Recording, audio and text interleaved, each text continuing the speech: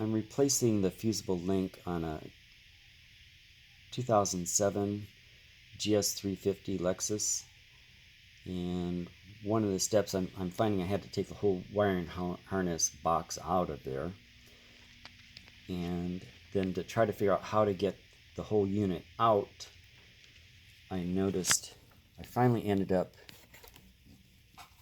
finagling this little plastic piece that was in this hole right here. It was down through the hole. It's being held in place by a little kind of, I don't know, little finger on the plastic. Once I released that, got that through, then I could pull up hard on this wiring harness.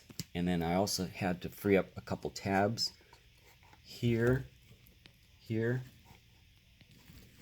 a tab on the other side, right there.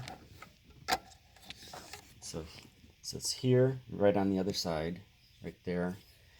Down here at the end, there's a tab to be pressed in, and then finally there was one more right here, next to this, to the bolt coming out. Once I freed all those, I'm using brute force, got it to come out of the plastic housing. So now I can start taking it apart.